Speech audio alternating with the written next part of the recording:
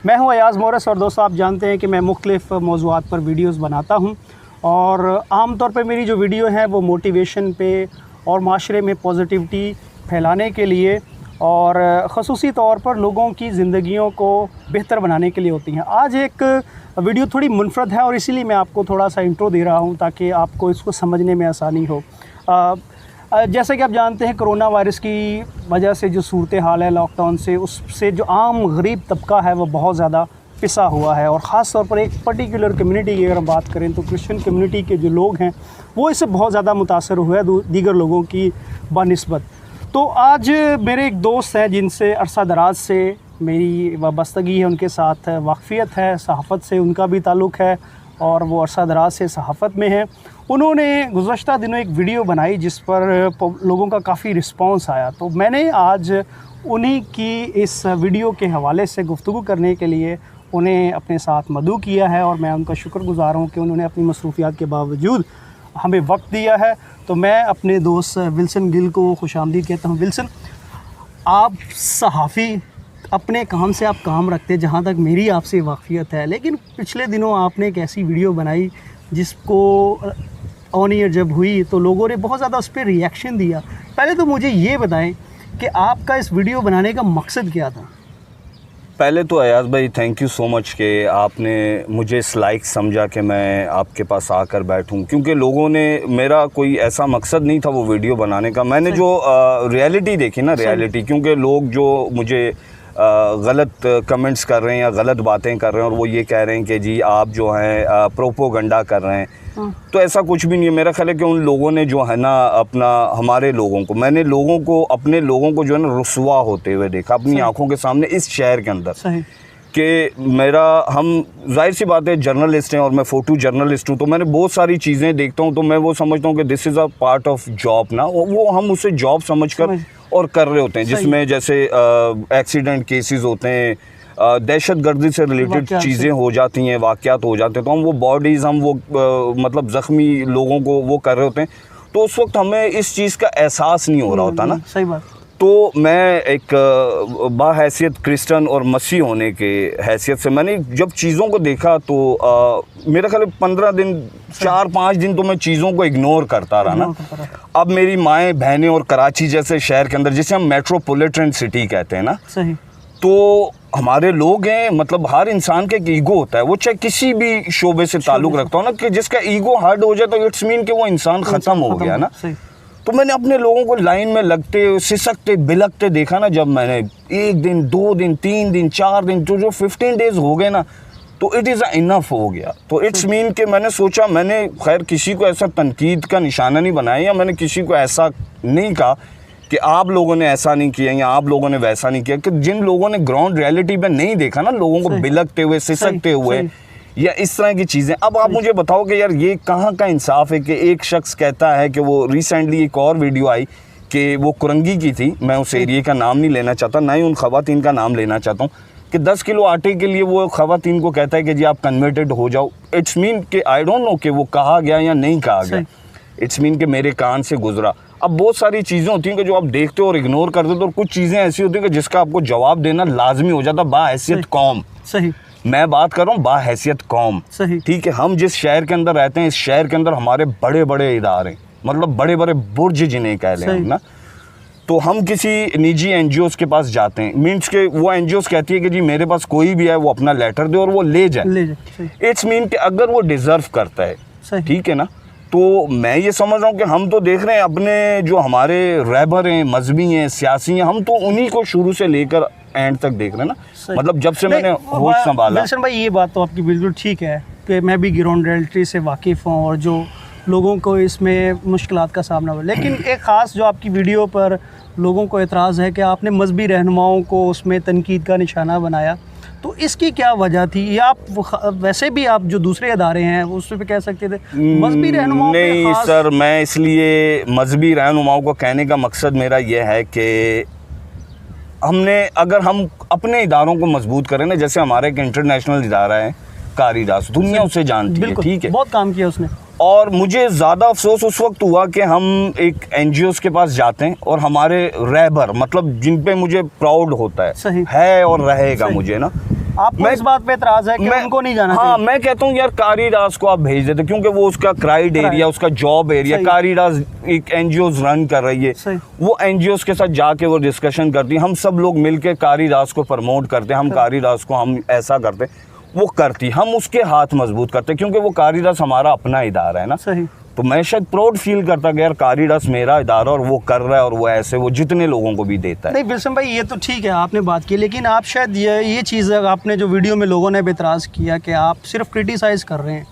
Church के बहुत सारे इदारे, बहुत सारे चर्च जो है वो अपनी मदद आपके तहत, उनके पास जितने वसाइल कम हैं और उन वसाइल के साथ साथ वो लोगों की मदद कर रही हैं, लेकिन वो जिनसे जितना उनसे होगा वो उतना ही सर देखें, हम जिस शहर के अंदर रह रहे हैं, मुल्क पाकिस्तान के अंदर, आपने भी ट्रैवल किया होगा पाकिस्तान के दीगर शहरों के अंदर, कोई भी जमात, कोई भी मज़हब है ना, उनका एक रफ़ाई फ़ंड होता है।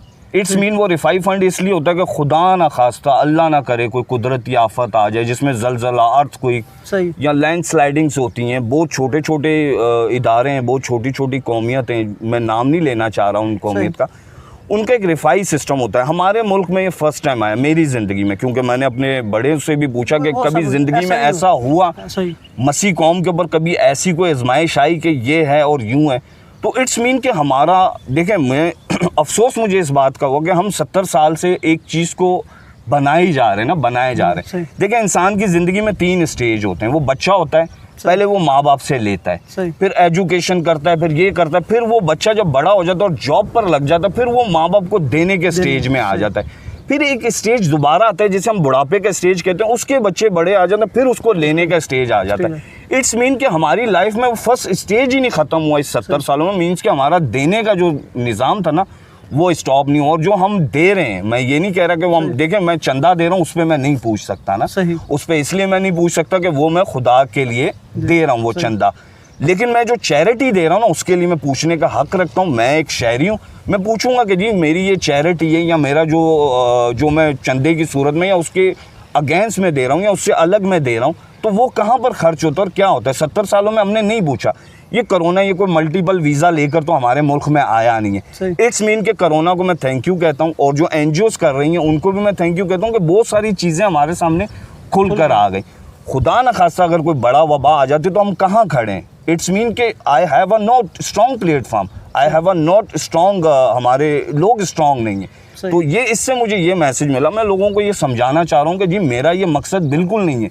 मेरा ये मकसद है कि ना मैं किसी को तनकीद का निशाना बना रहा हूँ, ना मैं इस तरह का कर रहा हूँ। हमारे जो रफ़ाई अकाउंट्स होते हैं उनके लिए आप अपनी ज़ात के लिए तो करोड़ों अरबों रुपए खर्च कर देते हैं। जब बात आ जाती है कौम की, और जब अपने कौम से लेना होता है तो आप कलाम की बात कर देते हैं कि जी एक हाथ से दो और दूसरे हाथ को पता ना चले। ठीक है, मैं उस बात से भी एग्री करता हूँ। और लेकिन जब आप दे रहे होते हो तो आप वीडियो शूट कर रहे हो, आप आटे के थैले बता रहे हो, आप कुकिंग ऑयल बता रहे हो, आप चीनी बता रहे हो, क्या करना चाह रहे हो? What is this? मतलब आपने 70 सालों में लिया है ना, अगर आप उसका रिटर्न कर रहे हो तो वो कोई आप एहसान नहीं कर रहे हो। नहीं तो फिर ये देखें ना विल्सन भाई, मैं यहाँ एक ब्रेक ले लूँ तो वापस आऊँगा, मैं आपसे मज़ीद सवाल करूँगा। नाज़रीन आप ब्रेक लेंगे, ब्रेक के बाद वापस आएंगे तो अपनी गुफ्तगू का सिलसिला जारी रखेंगे, हमारे साथ रहिएगा। वेलकम बैक दोस्तों। ब्रेक से पहले हमारी गुफ्तगू जारी थी और मेरे साथ आज हैं विल्सन गिल साहब, जिनसे हम गुफ्तगू कर रहे थे जो कोरोना वायरस के बायस जो सूरत हाल है, और ख़ास तौर पर पर्टिकुलर हम क्रिश्चियन कम्युनिटी की बात कर रहे थे। ऑल्दो कि ये पूरी दुनिया में है और इसका ताल्लुक़ किसी भी, इस वक्त हर इंसान इस मुश्किल में है, परेशानी में, और उसके जहन पर सवाल है ये कि ये सूरत हाल कब तक चलेगी।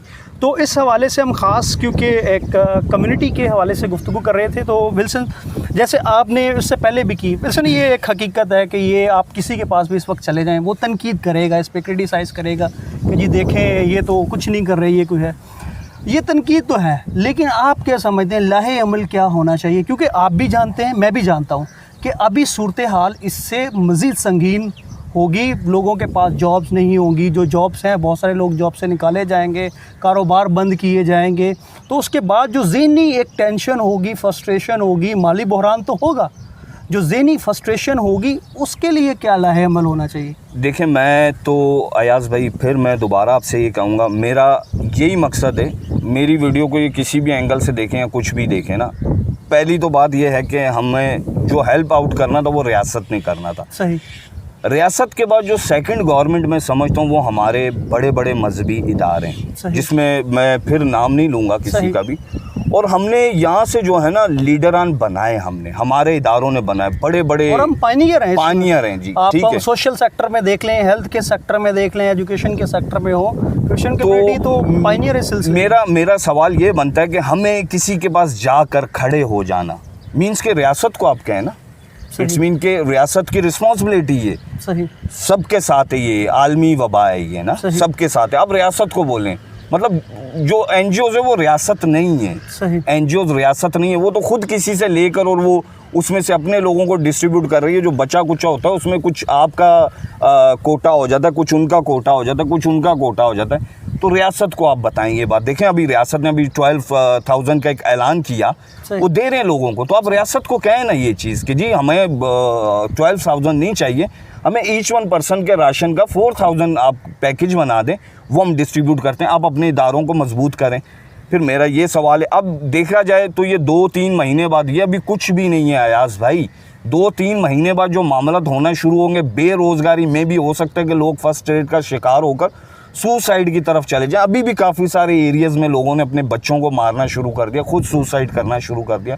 लेकिन फिर हमारी जो हैं रहबर हैं, वो मजहबी कह लें या सियासी कह लें, वो उस चीज़ को उस एंगल से नहीं देख रहे।